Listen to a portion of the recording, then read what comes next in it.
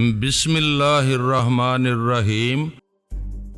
ہم صرف آپ کے اس پرسکون گھر میں چند گھنٹے گزارنا چاہتے ہیں، صرف اتنی دیر جتنی دیر غلام مرتضی شاہ اور اس کے گھر کے لوگوں کو خواب غفلت میں جانے میں لگے گی۔ ان کے گھر میں سناٹا طاری ہوتے ہی ہم آپ کے مکان کی چھت کے ذریعے اس کے گھر میں جائیں گے اور بچے کو لے کر اسی راستے سے واپس آ جائیں گے۔ اس کے بعد ایک لمحہ بھی رکنے کی کوشش کریں تو دھکے دے کر نکال دینا آپ لوگ ہم سب کو۔ میں نے انہیں سمجھایا۔ ہمارے مکان کی چھت سے ہو کر شاہ جی کے گھر میں داخل ہوں گے آپ؟ زریں حیرانی سے کہا، یہ تو بڑا خطرناک کام ہے، ان کے احاطے میں کتے پھرتے رہتے ہیں رات بھر، اور سنا ہے آج کل گیٹ پر پولیس والے بھی ہوتے ہیں۔ اس کی تم بالکل فکر نہ کرو، یہ سب ہمارا درد سر ہے، اور یہ بھی اطمینان رکھو کہ کسی کو ذرا سا بھی شبہ نہیں ہو سکے گا کہ ہم کس طرف سے آئے اور کدھر چلے گئے۔ ہماری وجہ سے آپ لوگوں پر ذرا بھی آنچ نہیں آ سکے گی، یہ وعدہ ہے میرا۔ میں نے کہا ٹھیک ہے، پھر مجھے کوئی اعتراض نہیں ہے، آپ جب تک چاہیں یہاں بیٹھیں، اور جب اپنا کام کر کے جانے لگے تو چاچا جی کو اٹھا کر بتا دیں یہ گیٹ اور لائٹیں وغیرہ بند کر دیں گے۔ زری نے اپنے ملازم کی طرف اشارہ کر کے کہا اور اٹھ کر جانے لگی۔ دروازے کے قریب پہنچ کر وہ پھر میری طرف مڑ کر بولی، چائے وغیرہ کی ضرورت ہو اس دوران تو ماسی کو بتا دیں، تکلف نہ کریں۔ اس کے جاتے ہی جعفری، ماسی اور چاچا جی بھی چلے گئے۔ ابھی سب کے جانے کے بعد میرے پاس آ بیٹھا اور مدھم آواز میں پوچھنے لگا، تیرا کیا خیال ہے جلانی؟ کیا سچ وہ ہم سے تعاون کرنے پر تیار ہو گئی ہے یا محض میرے پستول کے خوف سے یہ بات کہہ دی؟ زریں کے لہجے میں تو مجھے ذرا بھی کھوٹ محسوس نہیں ہوا ہے، مگر اس جعفری کے بارے میں کچھ نہیں کہا جا سکتا کہ وہ بھی اس کی بات سے متفق ہے یا نہیں۔ اس دوران وہ بالگمسم ہی کھڑا رہا تھا۔ کسی طرح اس کے بارے میں پتہ کرو ابھی، میں نے کہا۔ آپ لوگ بیٹھیں ادھر ہی، میں ماسی سے بات کر کے آتی ہوں، شاید وہ کچھ معلوم کر کے بتا سکے اس کے بارے میں۔ آسیہ نے کہا۔ وہ اٹھ کر باہر چلی گئی تو ابھی بولا، آدمی مجھے یہ چاچا بھی بہت گناہ معلوم ہوتا ہے، اتنی دیر میں وہ ایک لفظ بھی نہیں بولا تھا۔ ہو سکتا ہے، میں نے کہا، مگر اس کی طرف سے زیادہ خطرہ نہیں ہے۔ ہمیں آسیہ نے بتایا تھا کہ ماسی کی حمایت وہ حاصل کر چکی ہے پہلے ہی، اور اس کے شوہر نے بھی اس کی مدد کا وعدہ کیا ہوا ہے، مگر آدمی کا بھروسہ کچھ نہیں ہے۔ ابھی کاغذ کے چند ٹکڑوں کی خاطر یہ اپنی وفاداریاں چند لمحوں میں تبدیل کر لیتا ہے، وعدے وعید سب بھول جاتا ہے۔ یہ وعدوں پر مر مٹنے والے لوگ اب نہیں رہے دنیا میں۔ یہ تو نے بالکل سچ کہا ہے جلانی، ہمیں آنکھیں بند کر کے نہیں بیٹھ جانا چاہیے۔ ادھر ان دونوں کی طرف سے بہت ہی چوکنا اور ہوشیار رہنے کی ضرورت ہے ہمیں، ایسا نہ ہو کسی بہت تاریک گفا میں اتار دیں یہ ہمیں۔ بے خبری میں آبی نے فکر مندی سے کہا، یار ذرا باہر چل کر دیکھتے ہیں یہ لوگ کہاں ہیں اور کیا کر رہے ہیں اس سمے، میں نے اٹھتے ہوئے کہا۔ ابھی بھی فوراً ہی اٹھ کر کھڑا ہو گیا۔ ہم دونوں اس دروازے کی طرف بڑھنے لگے جس سے گزر کر زریں اور جعفری گئے تھے۔ وہ دروازہ جس کمرے میں کھلتا تھا وہاں ایک چھوٹی سی ڈائننگ ٹیبل اور کچھ کرسیاں پڑی تھیں۔ ٹیبل کے قریب ہی دیوار کے ساتھ ایک فریج رکھا تھا اور دوسری جانب کی دیوار کے ساتھ شیشے کا بڑا سا شوکیس دھرا تھا جس میں کراکری سلیقے سے سجی ہوئی تھی۔ یہ ان لوگوں کا ڈائننگ روم تھا۔ اس دروازے کے سوا جس سے گزر کر ہم وہاں پہنچے تھے، دو دروازے اور بھی تھے۔ اس کمرے کے دونوں دروازوں پر دبیز پردے پڑے ہوئے تھے اور ایک پردے کے پیچھے سے ہلکی ہلکی آوازیں آ رہی تھیں۔ میں نے اندازہ لگایا کہ زریں اور جعفری اسی کمرے میں تھے اور شاید ہمارے ہی بارے میں باتیں کر رہے تھے، کیونکہ اس کے سوا ان دونوں کے لیے کوئی اور موضوع اتنا اہم نہیں ہو سکتا تھا۔ میں نے آبی کا ہاتھ تھاما اور ہم دونوں دبے پاؤں چلتے ہوئے دروازے پر پڑے ہوئے پردے کے ساتھ جا ٹھہرے۔ اندر سے آنے والی آوازیں بالکل صاف سنائی دے رہی تھی۔ میرا اندازہ بالکل ٹھیک ہی تھا، ان دونوں کا موضوع وہ ہماری ہی ذات تھی۔ جعفری اپنی آواز کو دبا کر اس طرح بول رہا تھا کہ وہ زیادہ دور تک نہ جا سکے۔ وہ کہہ رہا تھا، میری سمجھ میں ایک بات آج تک نہیں آ سکی ہے زریں، آخر کسی عورت کی مظلومیت کی داستان سن کر ایک دم موم کیوں ہو جاتی ہو، اور میں یہ نہیں سمجھ پا رہی ہوں کہ انہیں ذرا سی رعایت دے دینے سے ہمارا نقصان کیا ہو جائے گا۔ آخر زریں بولی، تم نقصان کی بات کر رہی ہو؟ اگر شاہ جی کو شبہ بھی ہو گیا نا کہ کسی وقت کے ہم نے انہیں اپنے گھر سے راستہ دیا تھا اس کی طرف جانے کے لیے، تو یاد رکھو ہمیں اپنے نقصان پر ماتم کرنے کا بھی موقع نہیں مل سکے گا۔ سمجھی تم جانتی نہیں ہو اسے ابھی، تم کیا چاہتے ہو، کیا نکال دوں میں انہیں اپنے گھر سے؟ مگر وہ آسانی سے جانے والے لگتے نہیں ہیں، مجھے پستول ساتھ لیے پھر رہے ہیں، وہ اس کے زور پر ہمیں مجبور کر کے زبردستی بھی اپنے مقصد کی تکمیل تک روک سکتے ہیں، ہم کر بھی کیا سکتے ہیں ان کا؟ زری نے کہا، ہم خود تو کچھ بھی نہیں کر سکتے، لیکن فون کر کے پولیس کو خبر دیں یا شاہ جی کو ساری بات بتا دیں تو وہ ضرور کوئی بندوبست کر سکتے ہیں ان کا۔ یہ بہت خطرناک لوگ ہیں زری، تم جانتی نہیں ہو، پولیس تو ایک عرصے سے تلاش کر رہی ہے انہیں۔ جعفری بولا، یہ بھی تو ہو سکتا ہے جعفری کہ تم نے جن کے بارے میں پڑھا تھا اخبار میں یہ وہ لوگ نہ ہوں، اخبار نے صرف شبے کا ہی اظہار کیا تھا، یقین سے نہیں لکھا تھا کہ یہ وہی ہیں، تم خواہ مخواہ کوئی مصیبت نہ کھڑی کر دینا۔ اس نے اسے سمجھایا، ٹھیک ہے اخبار نے شبہ ظاہر کیا تھا مگر وہ یقین کی حد تک تھا، اور پھر جس طرح اس نے تمہارا راستہ روک کر پستول نکالا تھا تم پر اور دمکایا تھا تمہیں، یہ طریقہ یہ انداز شریفانہ تو ہرگز نہیں تھا۔ تم کچھ بھی کہتی رہو زری، میں فون کرنے جا رہا ہوں شاہ جی کو، جو تمہارا دل چاہے کرو، لیکن یہ یاد رکھنا کہ نتائج کے تم خود ذمہ دار ہوگے۔ اگر تمہارے کہنے کے مطابق وہ وہی لوگ ہیں جن کا تم کو گمان ہے، تب تو اور بھی زیادہ محتاط رہنے کی ضرورت ہے، ہمیں ان کے خلاف کسی کارروائی میں شریک نہیں ہو سکتی۔ مجھے تو وہ عورت بہت ہی مظلوم لگتی ہے، شاہ جی نے اس کا بچہ چھین کر ظلم کیا ہے، پر مجھے ان سے کوئی ہمدردی نہیں ہے۔ زریں تلخی سے بولی، تم ہمدردی کرتی رہو اس سے، میں تو شاہ جی کو مطلع کرنے جا رہا ہوں، میں اپنے بنگلے سے ان کے خلاف کسی کارروائی کی اجازت نہیں دے سکتا۔ میں نے آبی کو دیکھا، وہ سرگوشی میں بولا، ٹھہر جا میں کرتا ہوں ابھی اس کا بندوبست۔ اس نے پستول نکال کر ہاتھ میں پکڑا اور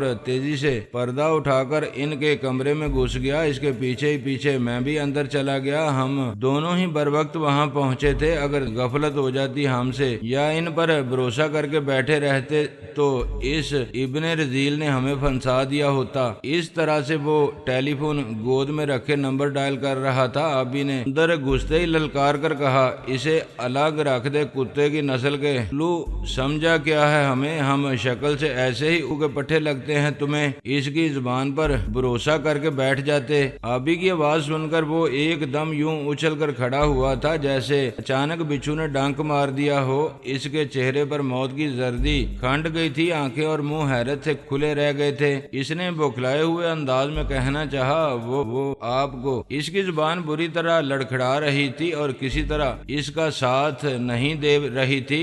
آبی نے ڈپٹ کر کہا، کتے کے بچے، تو شاہ جی کو ٹیلی فون کر رہا تھا نا، اسے بتانا چاہتا تھا ہمارے بارے میں، کیوں، کیا خیال ہے وہ تیرا جس سے اتنی ہمدردی رکھتا ہے؟ نہیں جناب، کچھ غلط فہمی ہوئی ہے آپ کو۔ بک نہیں کتے، ہم کافی دیر سے باتیں سن رہے ہیں تم دونوں کی، آبی نے غضبناک لہجے میں کہا اور آگے بڑھ کر ایک ہاتھ رسید کر دیا اس کے۔ تیرے جیسے کتوں کو سدانا خوب آتا ہے ہمیں، تیرے گلے میں اب پٹا ڈال کر رکھوں گا تاکہ ہماری مرضی کے خلاف کہیں جا نہ سکے تو۔ اس نے جعفری کا گریبان پکڑ کے کھینچ کر میری طرف لاتے ہوئے کہا۔ اس نے جعفری کو کھینچتے ہوئے لا کر میرے قدموں میں پھینک دیا۔ جعفری جو ابھی چند ہی لمحے پہلے بڑی روانی سے ہمارے ساتھ بکواس کر رہا تھا، اب دونوں ہاتھ جوڑ کر رحم طلب نظروں سے دیکھتے ہوئے گگیا رہا تھا۔ میں نے آبی سے کہا، نہیں یار، اس پر تشدد نہ کرو، ہم یہاں انہیں ظلم و تشدد کا نشانہ بنانے نہیں آئے ہیں، ہم نے شریفانہ طریقے سے تعاون کی درخواست کی تھی ان سے۔ اب اگر یہ ہماری بات ماننے کو تیار نہیں ہیں تو یہ ان کی مرضی ہے، ہم جس مقصد کے لیے آئے ہیں یہاں، اسے تو بہرحال حاصل کر کے ہی جائیں گے، لیکن زبردستی بھی بس اتنی ہی کرو جس سے ہمارا مسئلہ حل ہو جائے، مارنے پیٹنے کی بالکل ضرورت نہیں ہے۔ کیسی باتیں کرتا ہے یار تو، میں تو اس کی کھال اتار دوں گا، اس نے دھوکہ کیا ہے ہمارے ساتھ۔ آبی نے غصے سے پھنکارتے ہوئے بولا، نہیں یار، یہ بات غلط کہہ رہا ہے، اس نے کوئی دھوکہ فریب نہیں کیا ہے ہمارے ساتھ۔ میں نے جواب دیا، تجھے کیا ہو گیا ہے بھائی؟ طبیعت تو ٹھیک ہے نا تیری؟ آنکھوں سے دیکھنے اور کانوں سے سننے کے بعد بھی تسلیم نہیں کر رہا ہے، دماغ تیرا کام نہیں کر رہا ہے؟ آبی، ہم نے جو کچھ دیکھا اور سنا ہے، اس سے یہ کب ثابت ہوتا ہے کہ اس نے دھوکہ کیا ہے ہمارے ساتھ؟ اچھا، یہ لوگ ادھر سے تعاون کا وعدہ نہیں کر کے آئے تھے ہم سے، اور یہاں جو کچھ کر رہا تھا اس وعدے کے خلاف نہیں تھا؟ وہ تعاون کا وعدہ اس نے کب کیا تھا ہم سے؟ وہ مس زریں کا وعدہ تھا۔ یہ تو ایک لفظ بھی نہیں بولا تھا اس سلسلے میں۔ مس زریں اپنے وعدے پر اب بھی قائم ہے، تو نے سنا نہیں تھا؟ یہ روک رہی تھی اسے ہمارے خلاف کوئی قدم اٹھانے سے۔ اس کے کچھ نہ کہنے کی بنا پر ہی تو ہمیں شک گزرا تھا کہ اسے زریں کے فیصلے سے اتفاق نہیں ہے، اور اسی وجہ سے ہم آئے بھی تھے یہاں تک۔ میں نے اسے بتایا۔ آبی نے بے بسی سے کندھے جھٹک کر کہا، ایک تو یار تجھے یہ دلیلیں دینے کی بہت بری عادت پڑ گئی ہے، وکالت کرنے لگتا ہے ہر ایک کی۔ میں نے ہنس کر کہا، غصہ نہ کر یار، کوشش یہی کرنا چاہیے کہ دنیا سے جب جائے تو اس کے کندھوں پر گناہوں کا بوجھ کم سے کم ہو۔ ہم نے یار اپنا اعمال نامہ سارے کا سارا سیاہ کر ڈالا ہے، اب اس پر مزید سیاہی پھیرنے کی گنجائش ہی کب رہی ہے؟ ٹھیک ہے، اب تو اپنے اعمال نامے کی سیاہی دھوتا رہ یہاں بیٹھ کر، میں جا رہا ہوں یہاں سے۔ وہ پاؤں پٹکتا باہر نکل گیا۔ زریں اور جعفری حیرت سے منہ پھاڑے مجھے دیکھ رہے تھے۔ چند لمحے بعد زریں بولی، عجیب آدمی ہو تم، قتل و غارت گری جیسے سنگین جرائم میں ملوث ہوتے ہوئے بھی ظلم و زیادتی سے اجتناب کرتے ہو، گناہوں کی دلدل میں اترنے کے بعد بھی اپنے دامن کو گناہوں کی آلودگی سے بچائے رکھنا چاہتے ہو۔ یہ تو بالکل خلاف ہے تمہارے پیشے اور تمہاری عادتوں کے۔ نہ تو یہ لوٹ مار اور قتل و غارت گری میرا پیشہ ہے، اور نہ ہی لوگوں کی زندگیاں چھیننا، ہنستے مسکراتے گھر اجاڑنا عادت ہے میری۔ کبھی کبھی مجبوریاں آدمی کو ایسی راہ پر ڈال دیتی ہیں جو کسی طرح بھی اس کی پسندیدہ راہ نہیں ہوتی۔ وہ اس راہ پر ایک قدم بھی آگے بڑھانے کو تیار نہیں ہوتا، مگر حالات اور وقت اسے دھکیل کر آگے بڑھاتے رہتے ہیں، اور پھر لوگ اسے عادت اور پیشہ سمجھنے لگتے ہیں اس شخص کا۔ تو کیا تم وہ نہیں ہو جو میں نے سمجھا ہے تمہیں، یا جو اخبارات نے بیان کیا ہے؟ جعفری حیرانی سے مجھے دیکھتے ہوئے بولا، میں نہیں جانتا تم کیا سمجھتے رہے ہو، مجھے اور اخبارات کیا بیان کرتے رہے ہیں میرے بارے میں؟ میں نے پوچھا۔ یہ جو عورت ہے آپ کے ساتھ، یہ وہی آسیہ ہے نا، غلام جلانی کی بہن جس نے بڑے سنگین جرائم کیے ہیں؟ جعفری نے پوچھا۔ ہے تو یہ وہی آسیہ، مگر جو جرائم اس سے منسوب ہیں وہ اس نے خود نہیں کیے، مجبور کر کے کرائے گئے ہیں اس سے۔ اور غلام جلانی آپ دونوں حضرات میں سے کون ہے؟ اس نے دوسرا سوال کیا۔ میں ہوں غلام جلانی، وہ شخص جس سے لوگ زندہ رہنے کا حق چھین لینا چاہتے ہیں، میں نے جواب دیا۔ عین اسی لمحے آسیہ بھاگتی ہوئی وہاں پہنچی اور گھبرائے ہوئے انداز میں بولی، جلدی سے یہاں سے بھاگ چلیں بھائی جان، غلام مرتضی شاہ کے آدمی پولیس کے ساتھ اس مکان کو گھیرنے کی کوشش کر رہے ہیں، انہیں ہمارے بارے میں پتہ چل گیا ہے۔ کیا کہہ رہی ہو تم؟ کس نے خبر کی ہے اسے؟ کیسے پتہ چلا اسے ہماری موجودگی کا؟ میں نے متعجب ہو کر اس سے پوچھا۔ وہ کمینہ چاچا جو ہے نا، وہ غلام مرتضی شاہ کا آدمی ہے، اسی نے فون کر کے بتایا ہے اسے۔ میں نے اسے فون پر بات کرتے ہوئے پکڑ لیا تھا، مگر تھوڑی سی دیر ہو گئی مجھے، وہ سب کچھ بتا چکا تھا اس غلام مرتضی شاہ کو۔ آسیہ نے بتایا۔ یہ تو بہت برا ہوا، چلو جلدی نکلو یہاں سے۔ وہ آبی کہاں ہے؟ میں نے تیزی سے دروازے کی طرف لپکتے ہوئے کہا۔ وہ ادھر مشقیں کس رہا ہے اس مخبر کی اولاد کی، آپ گاڑی کی طرف چلیں، وہ وہیں آ جائے گا۔ آسیہ نے میرے ساتھ دوڑتے ہوئے کہا۔ ہم دونوں بھاگتے ہوئے کار کے قریب جا پہنچے۔ میں نے جلدی سے کار کے اندر گھستے ہوئے اسٹیئرنگ وہیل سنبھالا اور کار کو سٹارٹ کر دیا۔ اسی وقت میں نے بنگلے کے اندرونی گیٹ کو کھولتے ہوئے دیکھا۔ گیٹ کھولنے والا آپ بھی تھا۔ اس نے چاچا کو باندھنے کے بعد مجھے اور آسیہ کو کار کی طرف دوڑ لگاتے دیکھ لیا تھا اور فوراً ہی جا کر ہمارے لیے گیٹ کھول دیا تھا۔ میں کار کو ریورس گیئر میں ڈال کر تیزی سے کھلے ہوئے گیٹ سے گزار کر لے گیا۔ نکل کر جتنی دیر مجھے کار کو سیدھی راہ پر ڈالنے میں لگی، اتنی دیر میں آبی بھی کار میں آ بیٹھا۔ کار کو سیدھا کرتے ہی میں نے سامنے سے آتی ہوئی اس جیپ کو دیکھ لیا تھا جس میں بہت سے خوفناک شکلوں والے لوگ ہاتھوں میں رائفلیں پکڑے کھڑے تھے۔ میں نے انہیں دیکھتے ہی ڈیش بورڈ کے خفیہ خانے میں ہاتھ ڈال کر اس بٹن پر انگلی رکھ لی جسے دبانے سے میری گاڑی پر کھڑا ہوا بعض گولیاں اگلنے لگتا اور کار کو مناسب رفتار سے آگے بڑھا دیا۔ سامنے سے آنے والوں نے بھی میری کار کو دیکھ لیا تھا اور انہوں نے یہ بھی دیکھ لیا تھا کہ وہ کار کس بنگلے سے نکلی ہے، لہذا انہوں نے قریب آتے ہی جیپ کو سڑک کے درمیان آڑا کر کے روک دیا اور اس پر سوار رائفل بردار اپنی اپنی رائفلیں سیدھی کر کے جیپ سے نیچے کود کر سڑک پر کھڑے ہو گئے۔ انداز ان کا ایسا تھا کہ اگر میں نے کار کو نہیں روکا تو وہ بے دریغ فائرنگ کر کے جیپ سمیت ہم تینوں کو تباہ کر کے رکھ دیں گے۔ وہ تعداد میں 8 تھے، جیپ کا ڈرائیور اور ایک اور شخص جیپ میں ہی بیٹھے رہ گئے تھے۔ شاید انہیں یہ یقین تھا کہ وہ 8 آدمی ہمیں باندھ لینے کے لیے کافی ہیں، لیکن میں نے جیسے ہی کار ان کے قریب کوئی 5 گز کے فاصلے پر روکی، سڑک کے درمیان کھڑے ہوئے 8 آدمیوں میں سے 4 لہرا کر نیچے گر پڑے۔ ان میں 3 کے سینے اور پیٹ سے خون ابلنے لگا تھا اور ایک کی پیشانی میں سوراخ ہو گیا تھا۔ گرنے والوں کے بقیہ ساتھی ابھی یہ سمجھنے کی کوشش کر رہے تھے کہ یہ اچانک اور دبے پاؤں آنے والی موت آئی کس سمت سے ہے کہ جیپ کا ڈرائیور اور نیچے کھڑے ہوئے 2 اور آدمی زمین پر لوٹنے لگے۔ اس اچانک افتاد سے وہ لوگ بری طرح بکھلا اٹھے تھے۔ جیپ میں بیٹھے ہوئے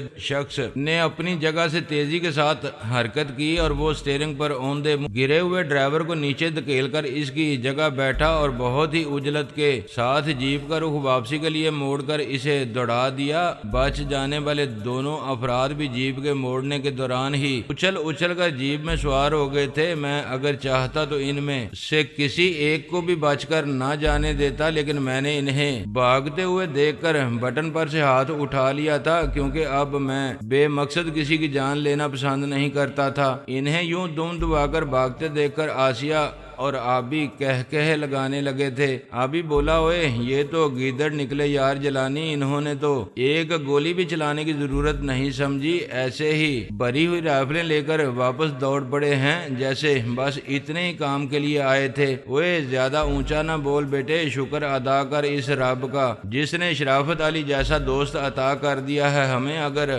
اس سمے یہ کار نہ ہوتی ہمارے پاس تو وہ تجھے کہہ لگانے کو چھوڑ کر نہیں جا سکتے تھے، ایسے بھی گیدڑ نہیں تھے وہ۔ میں نے اسے ڈانٹتے ہوئے کہا، ہاں یار یہ تو ٹھیک ہی کہتا ہے، واقعی یہ غلطی ہو گئی ہے اس وقت مجھ سے۔ وہ دونوں ہاتھوں سے اپنے گالوں کو پیٹنے کی کوشش کرنے لگا۔ میں نے کار کو آگے بڑھا کر سڑک پر پڑی ہوئی بے گورو کفن اور نیم جان لاشوں کے پاس روکتے ہوئے آبی سے کہا، انہیں سڑک کے بیچ سے ہٹا کر ایک طرف کر دے یار، مرنے کے بعد بھی راستہ نہیں دے رہے ہیں یہ تو ہمیں گزرنے کے لیے۔ آبی اپنی طرف کا دروازہ کھول کر نیچے اترتے ہوئے بولا، دور پھٹے، یہ جمع داروں والا کام میرے حصے میں آیا ہے۔ اب اس نے قریب جا کر 2 آدمیوں کی ٹانگیں پکڑ کر نہایت بے دردی کے ساتھ گھسیٹنا شروع کر دیا۔ ابھی وہ آخری لاش کو سڑک سے ہٹا کر سیدھا ہی ہوا تھا کہ عقبی منظر دکھانے والے آئینے کی چمک میرے چہرے پر پڑی۔ میں نے چونک کر پیچھے دیکھا، کسی گاڑی کی 2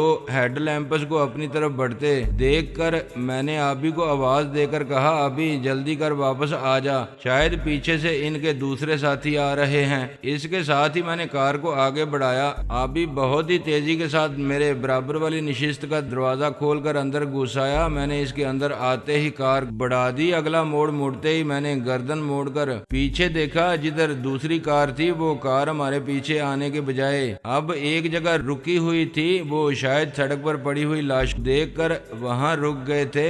آبی بھی ادھر ہی دیکھ رہا تھا۔ وہ بولا، ایسا لگتا ہے پیچھے آنے والی کار میں یا تو ادھر سے گزرنے والا کوئی راہ گیر ہے یا پولیس موجود ہے اس میں۔ کیوں یہ اندازہ کیسے لگایا تم نے؟ میں نے سامنے اسکرین پر نظریں جماتے ہوئے اس سے پوچھا۔ وہ لوگ ان لاشوں کے پاس ٹھہرے ہوئے ہیں، اس سے یہی ظاہر ہوتا ہے اگر وہ بھی جیپ میں سامنے سے آنے والوں کی طرح غلام مرتضی شاہ کے ہی بندے ہوتے تو وہاں رک کر ہمیں نکل جانے کا موقع دینے کی بجائے سیدھے ہمارے پیچھے ہی آتے۔ وہ بولا۔ میں نے ادھر ادھر نظریں دوڑاتے ہوئے کہا، وہ فیروز وغیرہ کو بھی تو یہیں کہیں ہونا چاہیے تھا، ابھی وہ دکھائی تو نہیں دے رہے ہیں کہیں۔ ہاں طے تو یہی ہوا تھا، ان لوگوں سے ہو سکتا ہے وہ اس جیپ کے پیچھے لگ گئے ہوں۔ ابھی سوچتے ہوئے بولا، اور یہ بھی تو ہو سکتا ہے بھائی جان اس پیچھے آنے والی کار میں وہی لوگ ہوں۔ آسیہ نے اپنا خیال ظاہر کیا۔ ہاں یار جلانی یہ ٹھیک کہہ رہی ہے آسیہ، اس طرف دھیان ہی نہیں گیا تھا ہمارا۔ آبی نے فوراً آسیہ آسیہ کی تائید کرتے ہوئے کہا۔ ہم ایک چوراہے کے قریب پہنچے جس کے درمیان ایک چھوٹا سا گول پارک بھی بنا ہوا تھا۔ ایسے پارک میں نے کراچی کے اکثر چوراہوں پر بنے دیکھے ہیں۔ ادھر سے گزرنے والی گاڑیوں کو اس پارک کے گرد ایک لمبا چکر لگا کر گزرنا پڑتا ہے، جس کی وجہ سے یہ امکان نہیں رہتا کہ کسی طرف سے اچانک کوئی گاڑی آ کر ہم سے ٹکرا جائے گی۔ میں نے یہاں پہنچتے ہی دائیں جانب سے پولیس کی کئی گاڑیوں کو اپنی طرف آتے دیکھ کر اپنی کار کو بائیں طرف موڑ دیا۔ میں سمجھا تھا وہ ہمارے بارے میں اطلاع پا کر آئے ہیں اور سامنا ہوتے ہی ہمیں گھیرنے کی کوشش کریں گے، مگر ایسا نہیں ہوا۔ پولیس کی گاڑیاں ہمیں نظر انداز کر کے اسی سڑک پر مڑ گئی تھیں جدھر سے ہم آ رہے تھے۔ اس میں تو شک نہیں کہ وہ آئے ہمارے ہی لیے تھے، لیکن شاید انہیں یہ گمان بھی نہیں ہوا ہوگا کہ ہم کسی ایسی قیمتی اور شاندار قسم کی کار میں ہو سکتے ہیں۔ ایسی بڑی اور عمدہ قسم کی کاروں کی طرف عام طور پر اس وقت تک پولیس والے نظر اٹھا کر دیکھنے کی جرت بھی نہیں کرتے جب تک انہیں یہ پختہ یقین نہ ہو کہ یہ کار حقیقتاً کسی غیر قانونی کام کے لیے استعمال کی جا رہی ہے۔ عموماً یہی سمجھا جاتا ہے کہ اس قسم کی کاروں میں ایسے ہی با اثر اور صاحب حیثیت لوگ ہوتے ہیں جنہیں محض شبے میں روک لینے کے نتائج اچھے نہیں نکلتے۔ اس وقت مجھے یہ پتا چلا کہ شرافت علی نے اس کام کے لیے اتنی قیمتی کاریں کیوں تیار کرائی ہیں۔ ہم ایک لمبا چکر کاٹ کر پتہ نہیں کن کن سڑکوں اور گلیوں سے ہوتے ہوئے سبزی منڈی کی طرف جا نکلے۔ وہاں سے میں نے اپنی کار نیشنل اسٹیڈیم کی طرف موڑ لی۔